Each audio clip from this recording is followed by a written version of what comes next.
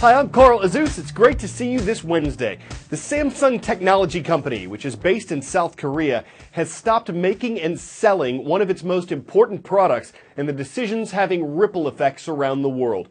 First of all, if your smartphone is a Samsung Galaxy Note 7, and analysts estimate there could be as many as 2 million of them still out there, officials say you should stop using it immediately. Shut it off, don't recharge it, keep it away from airplanes and trains, and take it back to the store where you bought it. The device went on sale in August. It cost at least $850 in the U.S. and had good reviews from critics for its design and power. But then, many of the phones started catching fire. The company tried to fix the problem by updating the phone's software and changing battery suppliers. Samsung executives apologized repeatedly, but they officially gave up on all that Tuesday, recalling 2.5 million Galaxy Note 7s. The company's stock suddenly dropped, while that of Apple, one of its competitors, has been on the rise. Analysts say Samsung should still be able to stay in business, but that's just one challenge ahead of the company. The true beauty of Galaxy Note 7. The Galaxy Note 7 is no more. Just 2 months after its triumphant launch, Samsung's flagship smartphone has been relegated to a disastrous footnote. A refund or a completely different Samsung phone the only option for customers. Cases of the phone overheating and bursting into flames, followed by reports of replacements with the exact same problems, proved too much for the South Korean tech giant. Samsung says it's putting customers' safety as top priority, but has the damage already been done? The problem is last week, the allegedly fixed devices still had problems, and suddenly this whole issue of trust has been compromised. Now we're not sure whether we can believe what Samsung says. Customers in South Korea are notoriously loyal to their greatest export, a company that's believed to account for up to 15% of South Korea's GDP. Many vowing to stick by the company no matter what. This man who owns a Note 7 said, "I don't think they've lost credibility. I've always used Samsung's products. It's too difficult to move to another brand." This woman tells me competition with Apple is fierce already, and this could mean they'll now be chasing them one step behind. It's really regrettable. Patriotic support of a company that doesn't translate to the rest of the world. Weeks of announcements on board flights asking Samsung Note 7 owners to turn them off and keep them off during the flight. All multiple devices must be switched off at takeoff and landing. Thank you. A negative message reaching far beyond even their own customers. Flood warnings were in place last night in parts of the U.S. states of Maryland, Virginia, and the Carolinas. More flooding was expected in riverside towns of North Carolina, where 31 of the state's 100 counties have been declared federal disaster areas. That speeds up help and funding to the places that need it. All of this is the result of Hurricane Matthew, even though the storm passed days ago. Thousands of rescues have been made. Thousands of people have been sent to shelters. Hurricane Matthew's death toll in the U.S. is at least 24 people, but that's only a fraction of the hundreds who were killed in the Caribbean nation of Haiti, where rebuilding efforts have started and have a long way to go.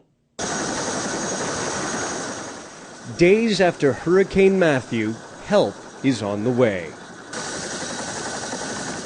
Rice and plastic tarps choppered in by the U.S. military. Sadly, this humanitarian aid is only a drop in the bucket because the scale of the damage after this deadly storm is massive.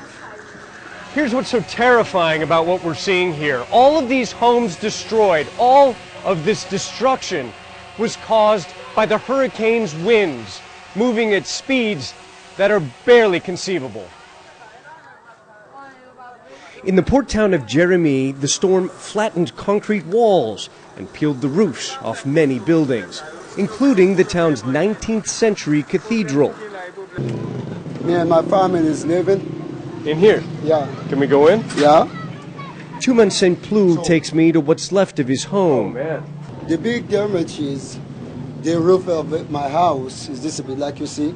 Just flew right off. Yeah, they flew right off, and then he, his wife and children cowered in the corner like this, exposed to the storm. For hours. For hours. In the rain, in the wind. Rain. The storm decimated the top floor of the town's main hospital. and made a mess of what's left. The wards that still function treat hundreds of new patients a day, including dozens of cases of cholera. Many here fear a wider outbreak of the deadly waterborne disease. The water is is contaminated, so very difficult to have safe water. At the banks of the river, where residents now wash and bathe, these women tell me the storm surge drowned their pigs and cows, destroying their main livelihood and source of food. But the survivors are not giving up. While they wait for the outside world to send help, they are hard at work with the daunting challenge of getting this town back on its feet. U.S. President Barack Obama says the government's goal in the next chapter of space exploration is sending humans to Mars by the 2030s and then getting them safely back to Earth. He says the ultimate ambition is for people to spend time on Mars, but not all scientists agree.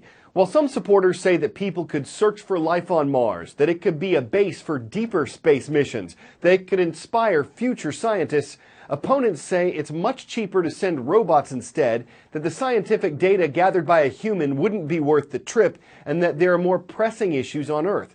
While scientists debate a potential manned Mars mission's merits, what does the public think? Liftoff. We have a liftoff. 32 minutes past the hour. Liftoff on Apollo 11. They say history is the best predictor of the future. That's one small step for man. And historically, the U.S. has been the leader in space exploration. They've got the flag up now, and you can see the stars and stripes. But we're in a different time. Decades from the boundless Apollo era, when space exploration was a national priority. No nation which expects to be the leader of other nations can expect to stay behind in this race for space. Now we're at a point where scientists and space enthusiasts say we need to push further. But the question is, does our country still have the will to go deeper than we've ever been before? We're closer to Mars today, humanity is, than we have ever been in the history of civilization. What are some of the lessons of the past that NASA is taking on these future missions to Mars? Some of the greatest lessons of the past have to do with our failures. Obviously a major malfunction. One of the things that we constantly remind ourselves is we have to be hungry all the time. What is it going to take to get to Mars? Blood, sweat, tears, some tragedy along the way, unfortunately. But the biggest thing, the biggest thing is willpower. Beautiful view. Buzz Aldrin is the second man to walk on the moon and one of the most famous astronauts in history. Going to Mars, it's going to be one of the biggest challenges humanity has ever taken on. Do you think we have the will to actually pull this off? No, we don't have the will right now. And the public is really not all that fired up. The whole atmosphere that we're living in is not like it was in the Apollo era. One big difference is the level of enthusiasm of the American public. The second big difference is the level of enthusiasm in Washington. And it's not just enthusiasm. NASA doesn't have an exact price tag for a manned mission to Mars, but some argue it could cost hundreds of billions of dollars. The U.S. is trying to lead the rest of the world in exploring our solar system, but not a foray out and back, but actually expanding human presence throughout our solar system.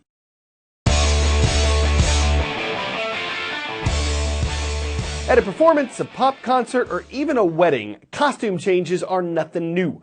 But have you ever wondered if someone has set a record for the sheer number of them?